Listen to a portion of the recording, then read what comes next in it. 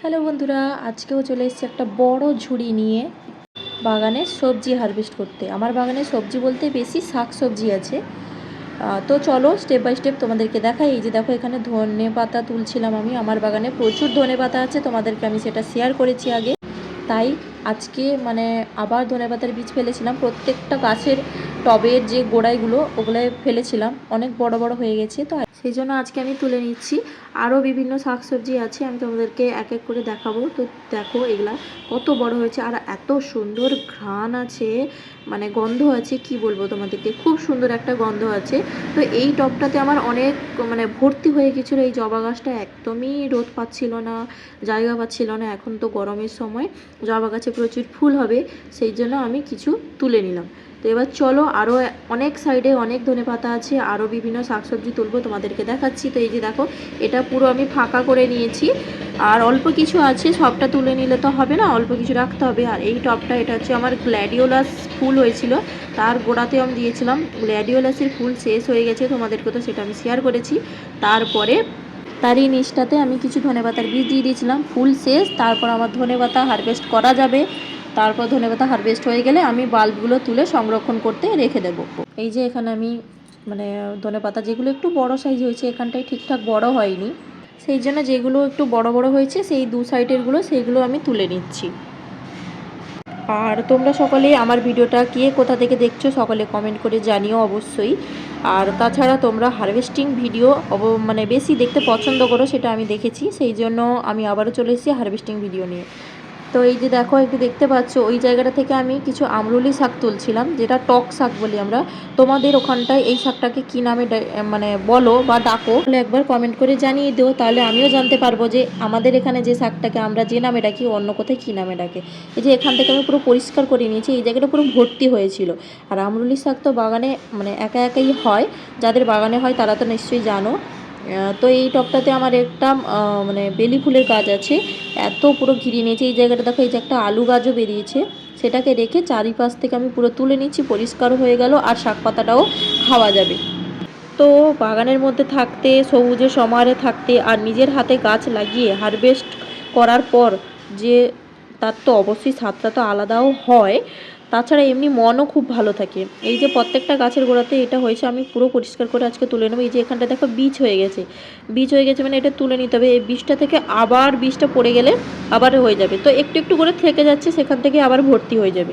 আর এই পাশটাতে দেখো, একটা আমার ধনেপাতার গাছ ছিল, একটাই গাছ, তোমাদের সাথে আগে আমি শেয়ার করেছি, সেটা যে একটা পাতা একটা গাছের সমান, এখানে একটাই ছিল, অনেক বড় হয়েছে, সেইটাই আমি তুলছি। এই যে দেখো, এখানে 4টা ডালা হয়েছে, কত বড় বড় পাতাগুলো, দেখলে তোমরা বুঝতে পারবে কত বড় বড় হয়েছে। তারপর আমি চলে যাচ্ছি আর একটা টবের গোড়াতে। এই যে দেখো এখানটায়, এই যে এখান থেকে আমি আগে তুলেছি, আবার দেখো কীরকম ভর্তি হয়ে গেছে। তো এখান থেকে বেশি তুলবো না, অল্প কিছুই তুলে নেব। আর আমার প্রত্যেকটা পটের নিচে এমন এমন গাছ বেরায়, যেগুলোকে আমি তুলে ফেলতে পারি না, আর খুব উপকারী গাছ, যেগুলো খাওয়া হয়ে থাকে, তো সেই জন্য আমি তুলতে পারি না। আর উপরের দিকে দেখো, এই পটটা আমার রঙ্গন গাছ, রঙ্গন গাছের ছোট্ট একটা পট, ওটা আমি উপরে রেখেছি, ওটা পুরো ভর্তি করে দিয়েছে। গাছটা ঠিক করে সারও পাচ্ছে না, জলও পাচ্ছে না, ওদের জ্বালাতে যা সার দিচ্ছি ওরাই খেয়ে নিচ্ছে।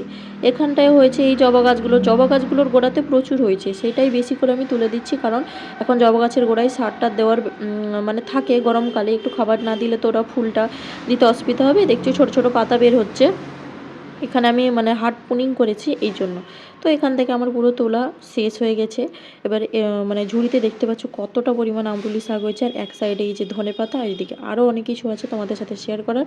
তো চলো, এই জায়গাটায় টবগুলোতে আমি লাল শাক বসিয়েছিলাম, লাল শাক বড় যেগুলো হয়েছে সেগুলো তুলে নিচ্ছি, আর বড় বড় সাইজের যেগুলো আছে সেগুলো আমি পুরো একদম মূল সমেত তুলে ফেলছি। এবার কারণটা তোমাদেরকে বলি, মূল শাকে তুলে ফেলছি কারণ আমি তো এক জায়গায়, এই যে দেখো এখান থেকে আমি ছোট ছোট সেরকম বড় হয়নি, তবে যেগুলো একটু বেশি বড় হয়েছে সেগুলোকে আমি তুলে ফেলছি, যাতে নিচেরগুলো বাড়তে ওদের সুবিধা হয়। এই যে আমার তোলা শেষ, আরও কয়েকটা ছিল, খুব তাড়াতাড়ি করে আমি তুলে নিচ্ছি। ভিডিওটা খুব ফাস্ট করে দিয়েছি, না হলে পুরো ভিডিও তো দিতে গেলে অনেকটা বড় হয়ে যাচ্ছে ভিডিও, এই জন্য। এই যে এখানে 3টে গাছ হয়েছিল একটু বড় বড়, আর এই এক সাইডে এটার উপরেও আমার ধনেপাতা লাগানো হয়েছিল। এখানে একটা ওলকপি, যেটা শালগম বলি, সেইটা হয়েছিল, ঠিক বাড়ছে না, ওই জন্য আমি সেখান থেকে তুলে দিলাম।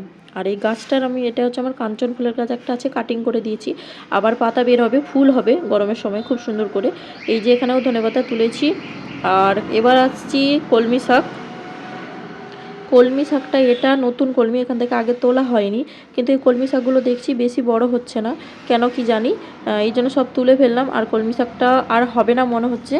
এই যে আরও এক সাইডে কলমি শাক ছিল, এখান থেকে একবার তোলা হয়েছিল, একবার নয় দুবার তোলা হয়েছিল। এবার এটা তুলে ফেললাম, এরপরে এর মূলগুলোও তুলে ফেলে দেবো, এখান থেকে আর হারভেস্ট পাওয়া যাবে না। আর আমার এই বড় পটটায় এখানেও প্রায় অনেক রকমের জিনিস আছে, কলমি শাক, লাল শাক, আর আরেকটা নতুন জিনিস আছে তোমাদেরকে দেখাবো, সেটা আমার বাগানে প্রথম, মানে হারভেস্ট করলাম প্রথম, খেয়েছি আগে। এই যে আমি তুলছি এগুলো, এটার নাম হচ্ছে পুদিনা, পুদিনা পাতা। আমি অনেক গাছ আমার বাগানে লাগিয়ে রেখেছি, যেটা আমি কিভাবে খাই, কিসে ইউজ করে আমি জানি না। জানি পুদিনা পাতার একটা চাটনি হয়, তারপর ফুচকাতে যে খাওয়া হয়, ফুচকার জল বানানো হয়, তাই আমি বাগানেও লাগিয়ে দিয়েছি। আর শেষমেশ যেটা তুলতে এসেছি, আমার এই যে পেঁয়াজের কলি, পেঁয়াজ কলি আমি প্রচুর খাই শীতের সময়। আর এই দিকটা দেখো আমার কিছু মানে গাছ হয়েছে, মানে ঢ্যাঁড়সের গাছ বসিয়েছিলাম, সেটা হয়েছে। তো শেষমেশ আমার সব কিছু তোলা কমপ্লিট। এই যে দেখো পেঁয়াজের কলি, এটা হচ্ছে লাল শাক, আর এটার নিচে আছে আমরুলি শাক, আর ধনেপাতা তো প্রচুর তুলেছি, প্রচুর। আর এইদিকে অল্প কিছু পুদিনা পাতা, আর এটা হচ্ছে কলমি শাক। তো সকলে ভালো থেকো, টাটা।